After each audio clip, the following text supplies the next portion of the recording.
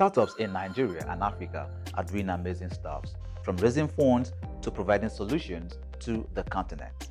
Today, we are at the Google space to speak to the Google's head of startup ecosystem Africa, Folarin Aiyegbusi. A lot of persons are saying that AI will take away your job. Is that true?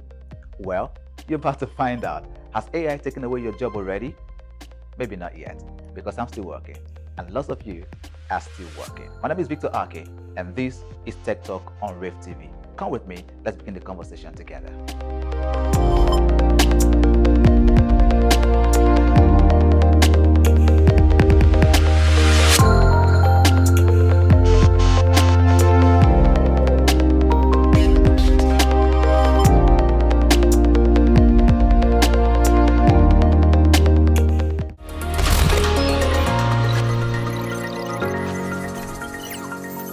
As Ella stated in the intro, Google is known to be the one-stop search for almost anything that you want.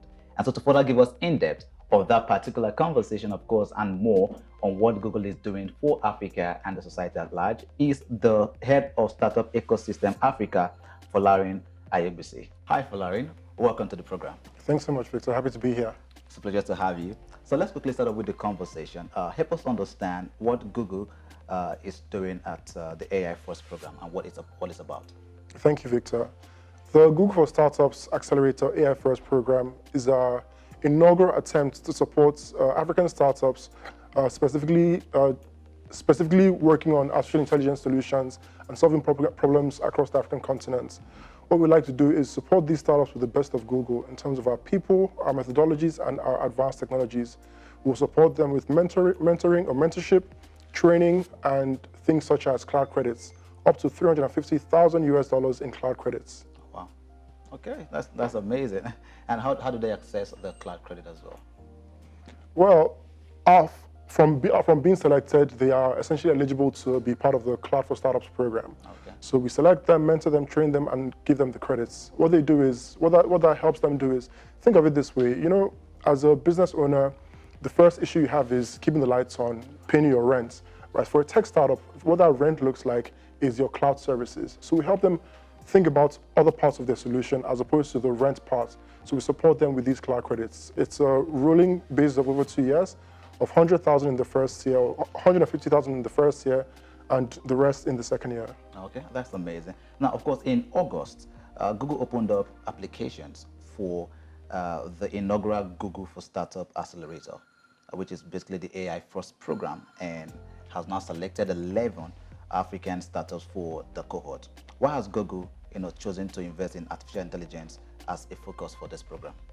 Thanks so much. And to clarify something first is that we are in our 5th year of running accelerator programs on the African continent. We've actually run 8 programs until now, and this being our 9th program. The zeitgeist of the moment in 2023 is artificial intelligence. And what better time to support artificial intelligence startups than in Africa than now? But it's beyond just supporting them because of the zeitgeist. It's also it's an answer to the question when people say, why bother with climate change? Why bother with artificial intelligence in Africa? It's to say that we cannot leave Africa on the backbench, and we cannot leave these problems or these conversations for tomorrow. We'd rather start the conversations now, and with the power of and, we'll solve for the hunger and the poverty and the likes, but also contribute to the conversations around climate change, around artificial intelligence, and more. Okay, and looking at the shortlist, of course, of the people that were selected, was it determined by people who uses AI in their businesses? Yeah, so the shortlist is based on our 4 assessment criteria. Okay. One being the product market fits, the second being the startup program fits, the third one being the founder potential, and the fourth, which is most relevant to this program, the AI depth or AI usage of these startups. Now, I can run you through each of these different criteria. All right. For the product market fit, it's essentially saying, is this solution relevant to the African context? And after that, can it be scaled globally? Okay. If yes, it makes sense to be a part of the program.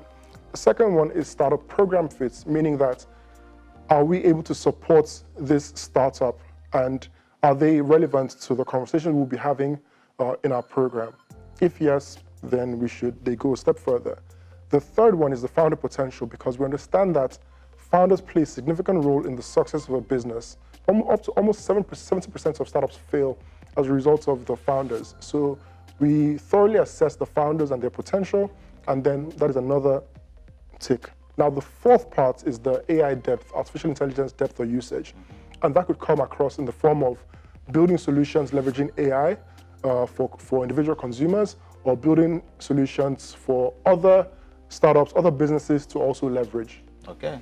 Oh, that's amazing to look into. If you look at, you did mention something about startups, and we have lots of tech startups basically coming up, both in Nigeria and Africa, and of course, this could be a good way for all of them to leverage and scale through as much as they could, basically. Looking at the selection of the African startups, was it also based on the startup looking to use artificial intelligence to solve local challenges, say in Nigeria and of course in Africa? Of course, of course. More specific to that? Of course. So it's two things there. Yes, short answer, yes. We looked at startups that are solving for Africa, but we also looked at startups solving for the rest of the world, other parts of the world. And I'll give an example. A startup called Vizi.ai. With their platform, they allow people, anybody, build a website by typing a few lines of text in a couple of minutes. Okay. That is relevant to SMBs, other startups in Africa, but that is also relevant to the rest of the world. Anybody in the US, the UK, the global West, Asia, wherever, can leverage this sort of platform and build a website in a few minutes. So beyond being someone who can code, which is of course what techies are known for. So anyone who basically wants to build a website is supposed to get the knowledge of coding. And you're saying the AI that is being brought on board now would take away that particular and then give you something more easy to work on. Exactly. So even myself or you or anybody, the audience can write a few lines and build websites just with that.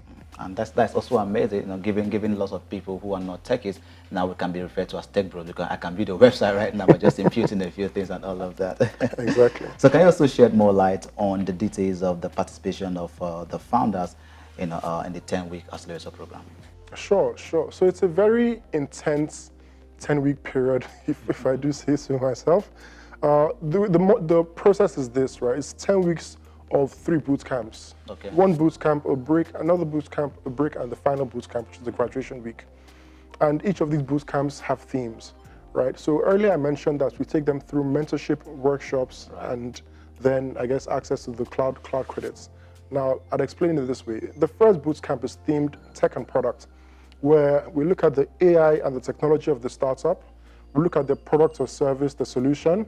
We break it apart with the mentorship and workshops, and we bring it back together to refine it. Okay. In the second boot camp, we say it's tech and people. Again, understanding that founders play a significant role in the success of the business.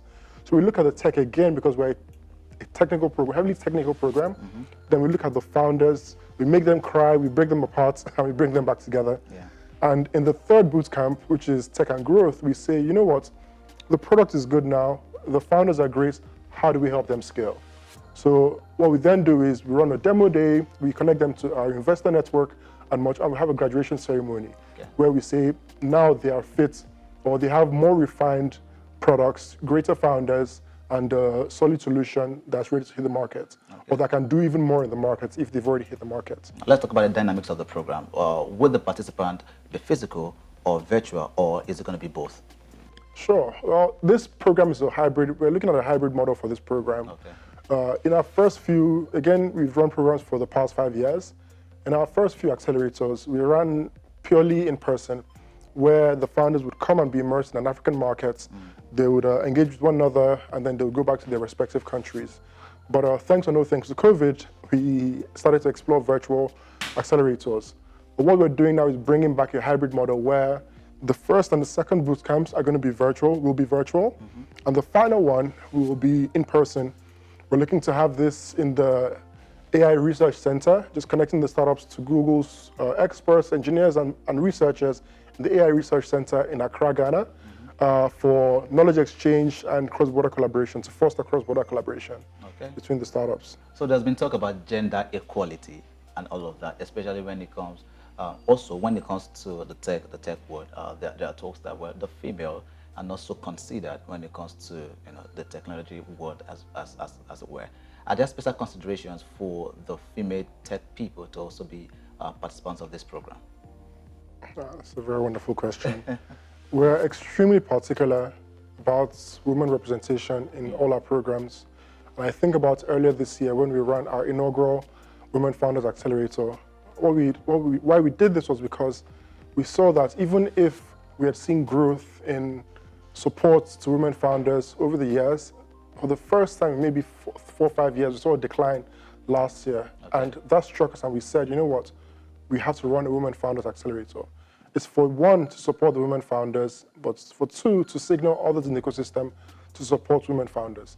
Now, bringing it back to this program, we are very intentional about that. And it's more than just ticking a box or a checkbox when you're supporting women founders. So yes, we were very intentional in the selection process. We looked at not only women founders specifically, but the founding teams of the different startups, the compositions of the different startups, right? We looked at purely women-founded businesses, the mixed founded businesses, and the women in leadership for these startups.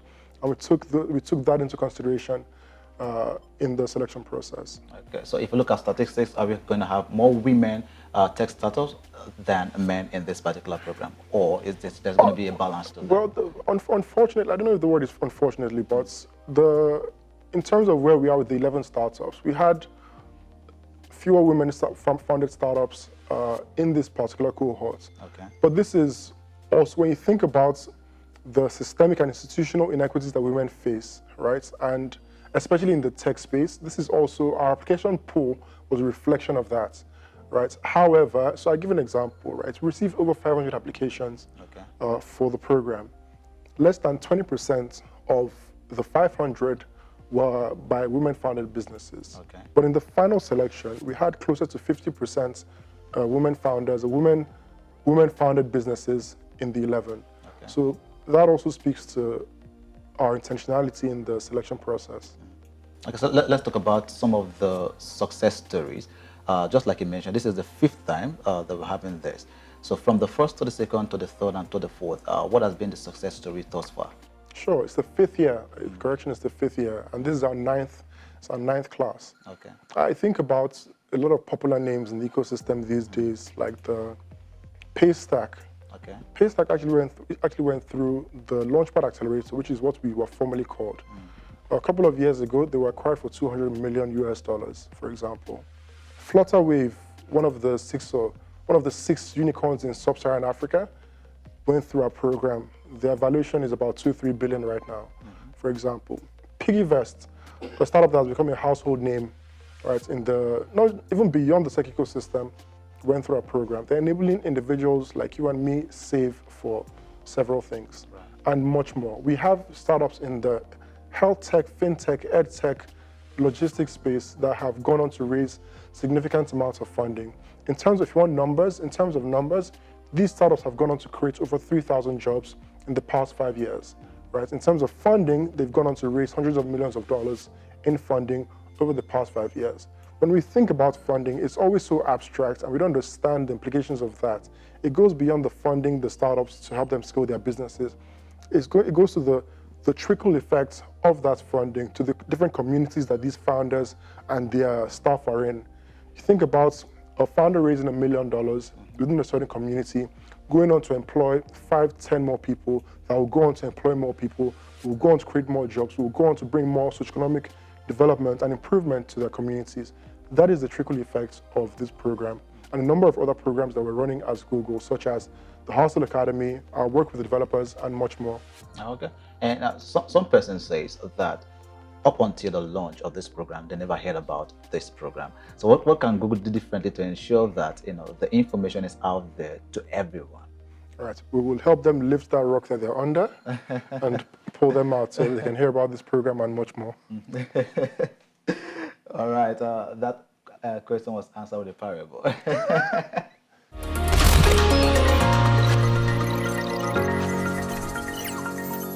Let's go to the next. What are some of the challenges, of course, that startups are facing in Africa? Sure. So we've conducted research on this over the past couple of years, and we like to bucket these challenges into four buckets. The first one is access to capital and finance. The second is access to markets or additional markets. The third is favorable policy and infrastructure. And the fourth is talent, hiring and talent.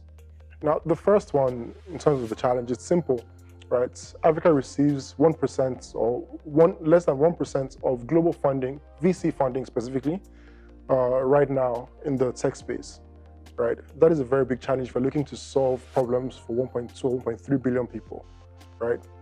Access to markets, it's extremely difficult to do business across the African continent, let alone between the African continent and the global West. There's a very big challenge in that. Okay. The third is the policy and infrastructure. Yes, now we've seen the AFCC agreement, but also there's still infrastructural gaps in terms of our internet penetration, smartphone access, and the likes that impede the progress that tech startups specifically can make. And the fourth being talent. We have just about, I think, 720,000 developers across the African continent to service millions of businesses. It's impossible for them to be enough. The numbers are inadequate for the number of businesses we have. So there's quite the shortage of technical talent as well to support these startups. So these are some of the challenges. Very interesting. So how do you think that these challenges can be solved? Access to capital, someone should throw money at us, right? I think of it this way, right? Okay, I'll be very serious now, sorry. For the access to capital, it's something very simple. There's no benevolence in funding. It's that they say in a myriad of challenges, opportunities abound. There's a number of opportunities that abound across the African continent. A lot of it is we need to do better at our storytelling and amplify the good work that others, our predecessors, have done and others are currently doing to attract more funding into the continent. In terms of markets, we need to ease the cross-border collaboration and allow for more trade missions, allow for more exchange between businesses in similar markets, different but similar markets. For the policy and infrastructure, we can only do so much. We need others to take the signal and support in terms of internet penetration and the smartphone access. We need the government to also do more, but that is not my conversation to have. And on the last bit, talents, so hiring and talent, it's that we need more trainers in the ecosystem, actually uplifting people, attracting people to STEM, attracting them to tech. The training could be at whatever the 0 to 1 level or 1 to 3 level, whatever the level, but attracting them to tech so that we can fix the pipeline issue.